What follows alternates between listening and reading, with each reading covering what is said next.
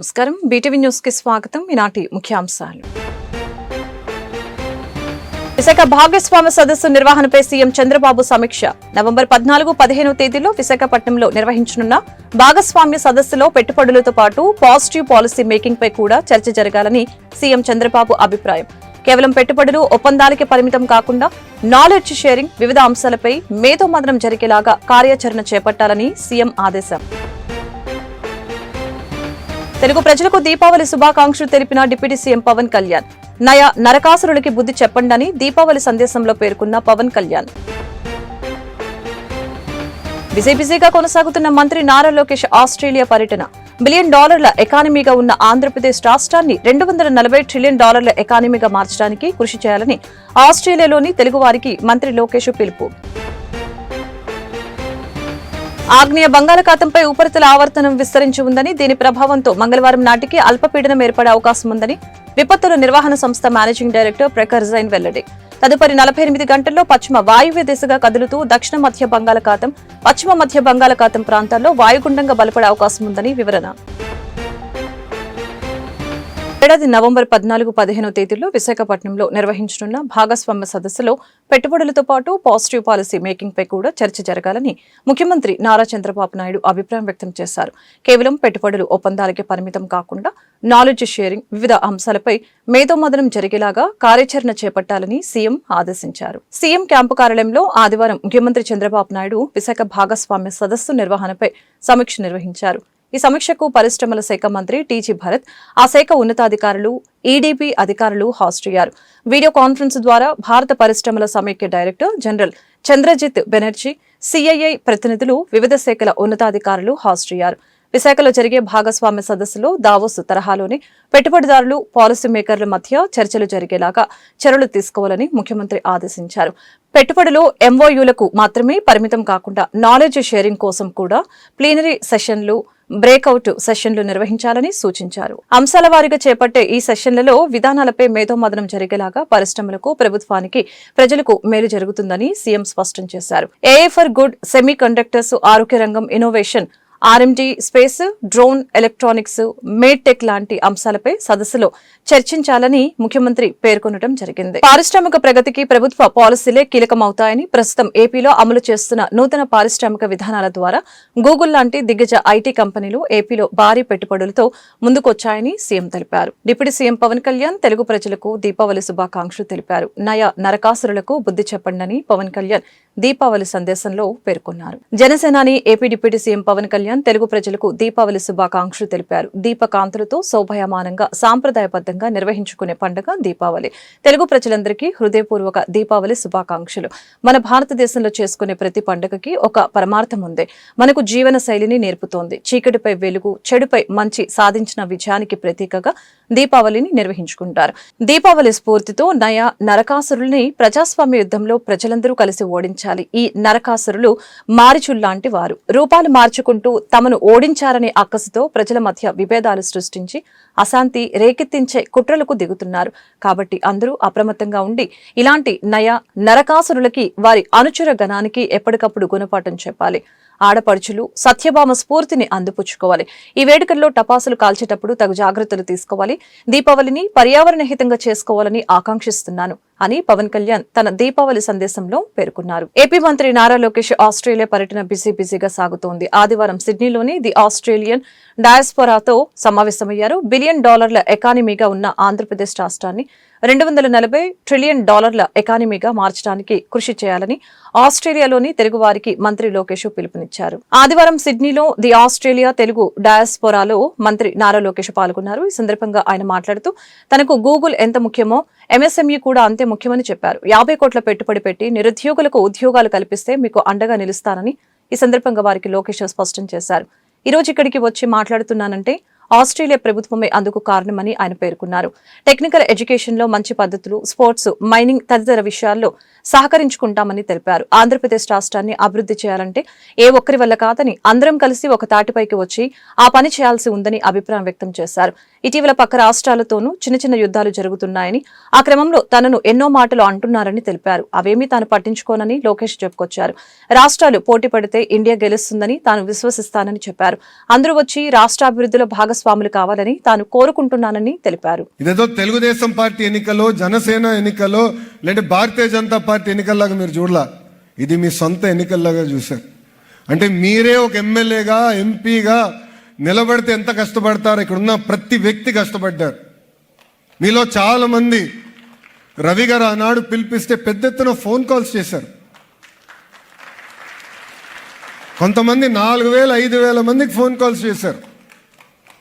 కొంతమంది పనులను ఆపేసుకుని తిరిగి మీ నియోజకవర్గం అంటే జన్మించిన నియోజకవర్గానికి వెళ్ళి అక్కడ ఎమ్మెల్యే ఎవరో పట్టించుకోలేదు, ఎంపీ ఎవరో మీరు పట్టించుకోలేదు.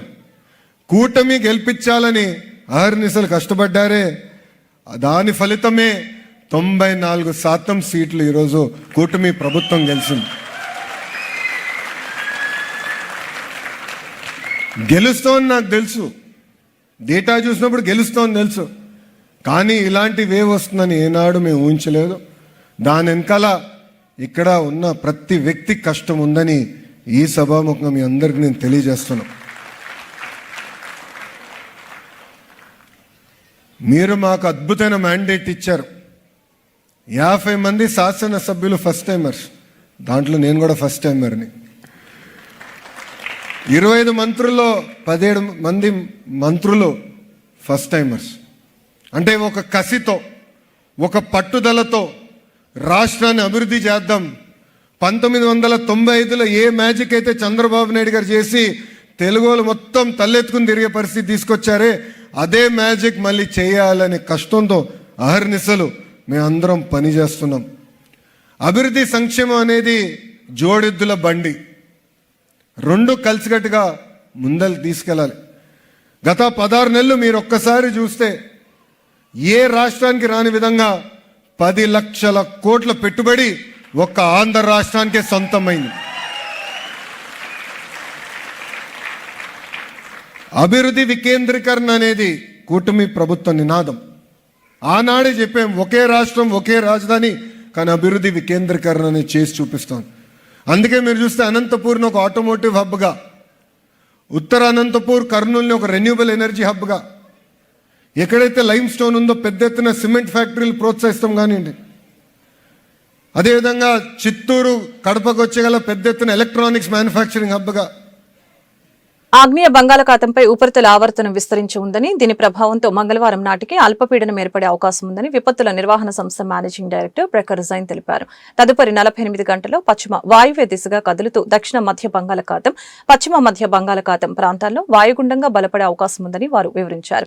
దీంతో రాష్ట్రంలో బుధవారం నుంచి భారీ వర్షాలు కురిసే అవకాశం ఉందని విపత్తుల నిర్వహణ సంస్థ హెచ్చరించింది. ఆగ్నేయ బంగాళాఖాతంపై ఉపరితల ఆవర్తనం విస్తరించి ఉందని, దీని ప్రభావంతో మంగళవారం నాటికి అల్పపీడనం ఏర్పడే అవకాశం ఉందని విపత్తుల నిర్వహణ సంస్థ మేనేజింగ్ డైరెక్టర్ ప్రఖర్ జైన్ తెలిపారు. ఈ వాతావరణ పరిస్థితుల ప్రభావంతో రాబోయే రోజుల్లో రాష్ట్రంలోని పలు జిల్లాల్లో వర్షాలు కురిసే అవకాశం ఉందని ఆయన స్పష్టం చేశారు.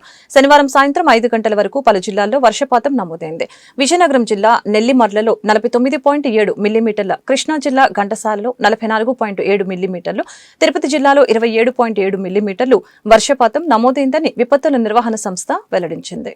ఆదివారం, సోమవారం కూడా రాష్ట్రంలోని పలు జిల్లాలో ఉరుములు, మెరుపులు, పిడుగులతో కూడిన తేలికపాటి నుంచి మోస్తరు వర్షాలు కురిసే అవకాశం ఉందని అధికారులు తెలిపారు.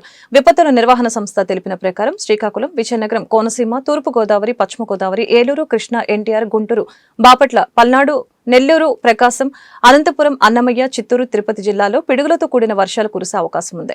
మిగతా జిల్లాల్లో కొన్ని చోట్ల తేలికపాటి వర్షాలు కురిసే అవకాశం ఉందని తెలిపారు. సొసైటీ ఫర్ వైబ్రెంట్ విజయవాడ ఆధ్వర్యంలో దీపావళి వేడుకలు ఆదివారం సాయంత్రం పున్నమి ఘాట్ వద్ద ఘనంగా నిర్వహించనున్నట్లు విజయవాడ ఎంపీ కేశినేని శివనాథ్ చిన్ని తెలిపారు. ఈ దీపావళి వేడుకలకు ముఖ్య అతిథిగా ముఖ్యమంత్రి నారా చంద్రబాబు నాయుడు హాజరు కానున్నట్లు తెలిపారు. ఈ సందర్భంగా ఏర్పాట్లను ఎంపీ పరిశీలించారు. అలాగని విజయవాడ బీసెంట్ రోడ్ లో జీఎస్టీపై వ్యాపారుల నుంచి అభిప్రాయాలు తెలుసుకుంటారని తెలియజేశారు. అనంతరం పున్నమి ఘాట్లో జరిగే దీపావళి వేడుకలలో పాల్గొంటారని తెలిపారు. దీపావళి పండుగను నగరవాసులందరితో కలిసి జరుపుకోవాలనే ఉద్దేశంతో ఆదివారం సాయంత్రం పున్నమి ఘాట్ వద్ద దీపావళి వేడుకలను ఏర్పాట్లు చేసినట్లు తెలిపారు. గౌరవ ముఖ్యమంత్రి వర్యులు విజయవాడ పర్యటన, ముఖ్యంగా జీఎస్టీ మరియు దీపావళి ఉత్సవ కార్యక్రమాల్లో పాల్గొనడానికి విజయవాడ వస్తున్నారు.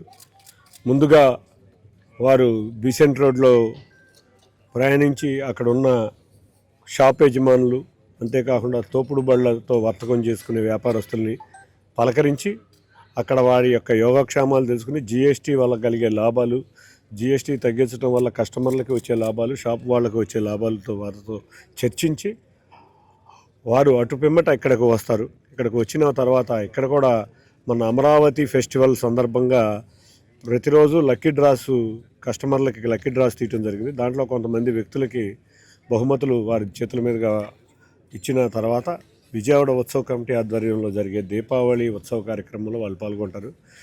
ఇక్కడ వారు కుటుంబంతో సహా వస్తారని ఒక అంచనా. తప్పకుండా ప్రజలు కూడా ఈ దీపావళి, రేపు దీపావళి అనగా ఇవాళే ముందే దీపావళి. గౌరవ ముఖ్యమంత్రి గారు ఒక వారం క్రితమే గూగుల్ లాంటి సంస్థను ఆంధ్రప్రదేశ్కి తీసుకొచ్చి దీపావళి వారం ముందే ఆంధ్రప్రదేశ్కి తీసుకొచ్చారు. వారిని అభినందించడానికి ప్రజలు కూడా వచ్చి ఇక్కడ దీపావళి ఉత్సవ కార్యక్రమాల్లో కూడా పాల్గొనాలని ప్రజలందరినీ అయ్యప్ప దీక్షలో ఉన్న విద్యార్థుల్ని స్కూలుకి అనుమతించడం లేదన్న ఆరోపణలు అవాస్తవమని బెజవాడ రాజారావు స్కూల్ నిర్వాహకులు బెజవాడ రాజారావు స్పష్టం చేశారు. ఈ ఆరోపణల నేపథ్యంలో తమ స్కూల్పై దాడి చేసిన వారి నుంచి రక్షణ కల్పించాలని పోలీసు వారిని విజ్ఞప్తి చేశారు. అన్ని మతాల పట్ల సమభావం కలిగి ఉన్నామని చెప్పారు. పిల్లల మధ్య సమానత్వ భావనకి భంగం కలగకూడదన్నదే తమ పాఠశాల ముఖ్య ఉద్దేశమని ఆయన వెల్లడించారు. ఆదివారం బెజవాడ రాజారావు స్కూల్ నిర్వాహకులు బెజవాడ రాజారావు స్కూల్ కార్యాలయంలో మీడియా సమావేశం నిర్వహించారు. ఈ సమావేశంలో ఆయన మాట్లాడుతూ గత 20 సంవత్సరాలుగా ఎటువంటి ఆరోపణలు లేకుండా స్కూల్ నడుపుతున్నామని చెప్పారు. 2 రోజుల క్రితం అయ్యప్ప మాలధారణలో ఉన్న విద్యార్థుల్ని అనుమతించడం లేదంటూ తమ స్కూల్పై కొందరు శనివారం దాడి చేసి తమను నిర్బంధించి స్కూల్ విధులకు ఆటంకం కలిగించారని చెప్పారు. అయ్యప్ప మాల వేసుకున్న విద్యార్థుల్ని స్కూలుకి అనుమతించడం లేదన్న ఆరోపణలు చేశారని అన్నారు. ఆరోపణలు అవాస్తవమని ఆయన ఖండించారు. కానీ విద్యార్థుల్ని స్కూల్ యూనిఫామ్ వేసుకుని రావాలన్న నిబంధన పాటించాలని తాము చెప్పామని అన్నారు. విద్యార్థుల మధ్య సమతాభావానికి భంగం కలగకూడదన్నదే తమ అభిమతమని అన్నారు. అన్ని మతాల పట్ల తమకు సమభావం ఉందని చెప్పారు. కార్యక్రమంలో school secretary Shyam Prasad, principal Lakshmi Prasanna, school సిబ్బంది పాల్గొన్నారు. ఇట్లా తేడాలని అనుసరించడం కానీ తేడాలు చేయటం కానీ మాకు చేత కాదు, మేము చెయ్యం. ఆ మాట వాళ్ళకి నచ్చలా.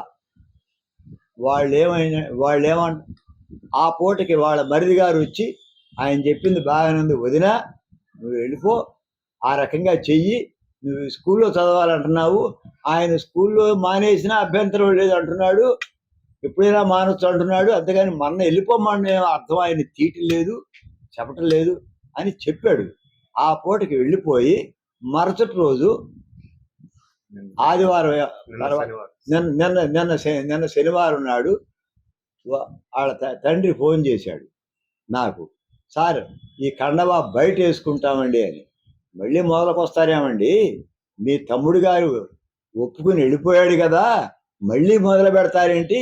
కండవా బయట వేస్తే ఇంకో రంగు కండవా ఇంకొకళ్ళు వేస్తారు, ఇంకో రంగు కండవా ఇంకోటి వేస్తారు. అప్పుడు ఆ పిల్లల్లో అనవసరంగా తేడాలు సృష్టించినట్టే మనం. నువ్వు ఆ దేవుడు, నువ్వు ఆ మతం అని మళ్ళీ మొదలకు వస్తారేంటి? అలాంటి ఏం కుదరదు. మొన్న మీ తమ్ముడు గారు, అంటే అతని పేరు పవన్ గారు ముందు మీ మిస్సెస్ గారితో ఒప్పుకున్నటువంటి పద్ధతి ప్రకారం అయితే ఓకే అండి, లేకపోతే లేదు అని నేను సమాధానం చెబితే వితిన్ 1 అవర్ 4, 6, 10 మంది అయ్యప్ప స్వామి భక్తులని వచ్చారు. వచ్చి ఒకళ్ళ మీద ఒకళ్ళు విశ్వ హిందూ పరిషత్ అని ఫోన్ల మీద ఫోన్లు చేశారు. ఎంతమందికైనా సమాధానం చెప్పడానికి సిద్ధపడి చెబుతున్నాము. ఈ లోపల వాళ్ళకి ఎప్పుడైతే ఎక్కువ మంది అయిపోయారో, ఎంతసేపు ఏంటని దీనికి నువ్వు పైగా నన్ను మా ఓల్డ్ స్టూడెంట్ రాజా హై స్కూల్లో నేను హెడ్ మాస్టర్గా ఉన్నప్పుడు ఓల్డ్ స్టూడెంట్ ఒక దాయాదుల పోరులాగా తయారయ్యి అతను నన్ను అంటున్నాడు, మసీదులోను నిన్ను చూశాను, చర్చిలోను నిన్ను చూశాను అంటున్నాడు నన్ను. నేను నా జీవితంలో నా ఈ స్కూల్ ఈ పాఠశాల కార్యదర్శిని, సెక్రటరీగా ఉన్నాను. మేము మీ దృష్టికి కొన్ని నిజాలు, యథార్థ ఘటనలను మీ దృష్టికి తీసుకురావాల్సి ఈ సమావేశం ఏర్పాటు చేయడం జరిగింది. ఇందులో భాగంగా వాళ్ళు గత 20 సంవత్సరాలుగా మాకు ఈ పద్ధతిలో జరిగిపోయింది. ఏ పద్ధతిలో జరిగిపోయింది అంటే, వీళ్ళే కొత్తగా వచ్చింది మాలేసింది కాదు, ఇప్పుడే కాదు 20 ఏళ్ళ నుంచి స్కూల్లో చాలా మంది మాలేసుకొచ్చారు. వాళ్ళందరూ కూడా వాళ్ళు లోపల మాలదారు నుండి మేము చెప్పిన యూనిఫారం బయట మెయింటెనెన్స్ చేసి మాకు గడిచిపోయింది. వీళ్ళు ఎదురు తిరిగారు, అక్కడ మాకు తేడా ఏర్పడింది. వాస్తవానికి చాలా స్కూల్స్ పట్టుదల పట్టట్లో ఎలా చేస్తారంటే, వాస్తవానికి వాళ్ళు కూడా ఇట్లానే చూసి చూడనట్టు అట్లా చేసి ఉండవచ్చు, వాళ్ళు కూడా పట్టుపట్టాలి. కొంతమంది స్కూల్ ఓనరే మాలేసుకున్న మా స్కూల్స్ లో కూడా ఉన్న సందర్భంలో మరి దీనికి అక్కడ ఎలా ఏంటి అనేది ఇక్కడ క్లాష్ ఆఫ్ ఐడియాలజీస్ జరుగుతున్నాయి. అయ్యప్ప దీక్షాపరులు వాళ్ళ పీఠం వాళ్ళు, ఆ హిందూ సంఘాలు కొంత జొప్పిస్తున్నారు. మా ట్రస్ట్ కి, మా సంస్థకి కొన్ని ఆశయాలు ఉన్నాయి. అందులో భాగంగా పిల్లలందరికీ క్లాసులోకి వెళ్ళగానే 40 మంది ఈ రోజున ఎవరే కాస్ట్ ఎవరికీ తెలియదు. ఈ రోజు నుంచి ఈ కండువా, ఆ కండువా, ఈ బురక ఇట్లాంటివన్నీ వైషమ్యాలకి దారితీస్తాయనే తప్ప మాకు ఇందులో ఎవరి మీద వ్యతిరేకత లేదు. నేను హిందువునే, నేను అన్ని కట్టుబాట్ల ప్రకారమే వివాహం ఆడాను, అందరూ ఉన్నారు, అంతా చేసి, కానీ సంస్థకు వేరు, మన వ్యక్తిగతం వేరు అనే దానిలో భాగంగా మేము ఈ దీపావళి అంటే దీపాల వరుస అని నరకాసురుని సంహరించిన తర్వాత ఆనందంతో ప్రపంచవ్యాప్తంగా ఉన్న భారతీయులు అత్యంత ఘనంగా జరుపుకునే అతిపెద్ద పండుగలో దీపావళి ఒకటని శ్రీ గౌతమ్ విద్యా సంస్థల అధినేత సూర్యారావు వివరించారు. దీపావళి పండుగ కేవలం ఒకరోజు పండుగ కాదని 5 రోజుల పాటు జరిగే సాంస్కృతిక సాంప్రదాయ ఆచారాలతో కూడిన గొప్ప వేడుక అని విశదీకరించారు. ఈ సందర్భంగా శ్రీ గౌతమి విద్యా సంస్థల అధినేత సూర్యారావు మాట్లాడుతూ ప్రపంచవ్యాప్తంగా దీపావళి పండుగ నాడు సాయంత్రం వేళ లక్ష్మీదేవిని భక్తి శ్రద్ధలతో పూజిస్తారని చెప్పారు. శ్రీకృష్ణుడు సత్యభామతో కలిసి నరకాసురుని సంహరించిన రోజుకు ప్రతీకగా దీపావళి పండుగను జరుపుకుంటారు. నరకుడి పీడ విరగడైనందుకు ప్రజలు సంతోషంగా సంబరాలు చేసుకుంటారని అన్నారు. అందరికంటే 2 రోజుల ముందుగా శ్రీ గౌతమ్ విద్యా సంస్థల విద్యార్థులకి దీపావళి పండుగ వచ్చిందని అన్నారు. ఈ సందర్భంగా పలు పోటీలలో గెలుపొందిన విద్యార్థులకి బహుమతుల్ని ప్రదానం చేశారు. అనంతరం విద్యార్థులకి మిఠాయిల్ని పంపిణీ చేశారు. విద్యార్థులు, ఉపాధ్యాయులు ఆనంద కేలితో నరకాసురుడి వధ చేశారు. ఈరోజు శ్రీగౌత్ విద్యా సంస్థల్లో అడ్వాన్స్గా దీపావళి సంబరాలు పిల్లలు, ఉపాధ్యాయులతో అంగరంగ వైభవంగా జరుపుకోవడం చాలా సంతోషం. అందరికీ సోమవారం దీపావళి వస్తే శ్రీగౌత్ విద్యా సంస్థల పిల్లలకి, ఉపాధ్యాయులకి ఈరోజే రావడం చాలా సంతోషకర విషయం. ముఖ్యంగా దీపావళి పండుగ అనేటువంటిది విశిష్టత ఏంటిది, ఎందుకు జరుపుకుంటారు అనేటువంటిది అందరికీ తెలుసు. ఈ యొక్క దీపావళి పండుగని హిందువులే కాకుండా బౌద్ధులు, జైనులు, అలాగే జౌరాస్ట్రియన్స్ వీళ్ళందరూ కూడా జరుపుకునే పండుగ. ప్రపంచవ్యాప్తంగా ముఖ్యంగా హిందువులు జరుపుకునే పండుగ దీపావళి అనగా దీపముల వరుస. ఇది చీకటిపై వెలుగు, చెడుపై మంచి సాధించే దానికి ప్రతీకగా చెప్పుకోవడం జరుగుతుంది. ద్వాపర యుగంలో శ్రీకృష్ణుడు సత్యభామ సమేతుడై ఆశ్వయుజ అమావాస్య రోజున నరకాసురుని రాక్షసుని వధించడంతో ముల్లోకములో ఉన్నటువంటి దేవతలు, మనుషులు, అలాగే గంధర్వులు అందరూ కూడా విష్ణు భగవాను వేడుకుంటే ద్వాపర యుగంలో శ్రీకృష్ణుడు అవతారం ఎత్తి ఆ యొక్క నరకాసుని సంహరించిన రోజునే అందరూ కూడా జరుపుకునే పండగ దీపావళి పండగ. ఈ యొక్క దీపావళి పండగ ప్రపంచంలో అందరూ జరుపుకుంటూ ఉన్నటువంటి ముఖ్యమైన రోజుగా కొన్ని ప్రాంతాల్లో 3 రోజులు, కొన్ని ప్రాంతాల్లో 5 రోజులు జరుపుకున్నటువంటిది ఈ పండగ. అందరూ కూడా దీపావళి శుభాకాంక్షలు తెలియజేసుకుంటూ అందులో భాగంగా శ్రీగౌత విద్యా సంస్థలు ఉన్నటువంటి పిల్లలు ఇటీవల జరిగినటువంటి వివిధ పోటీ పరీక్షల్లో సర్టిఫికేట్స్, మెడల్స్, మెమోంటోస్ తీసుకురావడం జరిగింది. అలాగే టాటా బిల్డింగ్ వాళ్ళే కానీ, అట్లాగే చెస్లో కానీ, కరాటేలో కానీ వివిధ పోటీ పరీక్షల్లో మా పిల్లలు ఏ యొక్క పోటీ పరీక్షకెల్లా ఈ యొక్క సర్టిఫికేట్స్, మెమోంటోస్ తీసుకురావడం చాలా సంతోషం తెలియజేసుకుంటూ ముఖ్యంగా శ్రీ గౌతమ్ తల్లిదండ్రులు బహుజన సాహిత్యం బహుజనుల అభివృద్ధికి, సమాజాభివృద్ధికి ఎలా దోహదపడుతుంది అన్న అంశంపై చర్చించేందుకు బహుజన సాహిత్య చర్చా వేదిక నిర్వహిస్తున్నామని చర్చా వేదిక నిర్వాహకులు, నాటక రచయిత సుఖమంచి కోటేశ్వరరావు తెలిపారు. ఈ కార్యక్రమంలో పాల్గొన్న బహుజన కవులకు ఘన సన్మానం చేసినట్లు చెప్పారు. ఆదివారం గాంధీనగర్ ప్రెస్ క్లబ్ లో బహుజన సాహిత్య చర్చా వేదిక కవితా సమ్మేళనం కార్యక్రమం నిర్వహించడం జరిగింది. కార్యక్రమంలో రాష్ట్ర నలుమూలల నుండి బహుజన కవులు, సాహిత్య ప్రియులు పాల్గొన్నారు. ఈ కార్యక్రమానికి ప్రముఖ సాహిత్య ప్రియులు గోళ్ల నారాయణ పాల్గొని మాట్లాడుతూ మాట్లాడుతూ బహుజన సాహిత్యం బహుజనుల అభివృద్ధికి సమాజాభివృద్ధికి ఎంతగానో దోహదపడుతుందని చెప్పారు. కార్యక్రమ నిర్వాహకులు సుఖమంచి కోటేశ్వరరావు మాట్లాడుతూ రాష్ట్రం నలుమూలల నుండి వచ్చిన కవులకు ఘన సన్మాన కార్యక్రమం నిర్వహించామని చెప్పారు. బహుజన సాహిత్య సమాజాభివృద్ధికి ఎలా దోహదపడుతుందో తెలియజేయాలన్నదే చర్చా వేదిక ముఖ్య లక్ష్యమని చెప్పారు. పేరు జి లక్ష్మీ నరసయ్య అండి. నేను కవిత్వం రాస్తాను, సాహిత్య విమర్శ రాస్తాను. ఈరోజు జరుగుతున్నటువంటి ఈ సమావేశంలో మాట్లాడే అవకాశం రావడం అనేది చాలా సంతోషించదగిన విషయం. ఇవాళ ఈ సదస్సులో దళిత బహుజన సాహిత్యం తాత్విక దృక్పథం మీద మనం చర్చించుకున్నాం. తాత్విక దృక్పథం అనేది అభ్యుదయ సాహిత్యానికి విప్లవ సాహిత్యానికి ఒక దృక్పథం ఉంటే దళిత సాహిత్య తాత్విక దృక్పథం వీటికి భిన్నమైంది. అభ్యుదయ విప్లవ సాహిత్యమాలకి మార్క్సిజం మావోయిజం తాత్విక దృక్పథం అయితే దళిత సాహిత్యానికి అంబేద్కరిజం అనేది తాత్విక దృక్పథం అయింది. అభ్యుదయ విప్లవ సాహిత్యాలు వర్గ నిర్మూలన గురించి మాట్లాడితే దళిత సాహిత్యం కుల నిర్మూలన గురించి మాట్లాడుతుంది.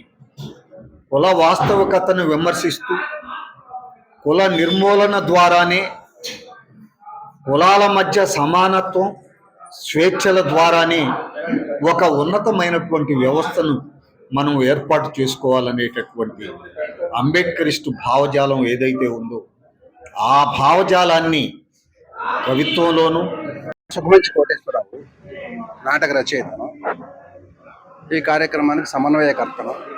ఈ కార్యక్రమము బహుజన కవితా సమ్మేళనం సాహిత్య చర్చ. ఆ కార్యక్రమంలో భాగంగా ప్రముఖులైనటువంటి వ్యక్తులను పిలిపించి బహుజన సాహిత్యం మీద, దాని అవసరం మీద, అది సమాజానికి ఏ విధంగా అభివృద్ధి చేస్తుంది, సమాజానికి ఎంతవరకు అవసరం, బహుజనులు దళితులు వృద్ధులకు రావడానికి ఇది కూడా దోహదపడుతుంది ఈ సాహిత్యం అనేటువంటిది అనే విషయం మీద చర్చా వేదిక ఏర్పాటు చేశాం. ఆ చర్చా వేదిక ఇప్పుడు పొద్దున 10 గంటలకు స్టార్ట్ అయింది, ఇప్పటి వరకు కొనసాగింది. మళ్ళీ 3:30 వరకు క్లోజ్ అవుతుంది. అది వచ్చినటువంటి సోదర మహాశయులు, సోదరులు, కవులు, సాహితీవేత్తలు చాలామంది వచ్చారు.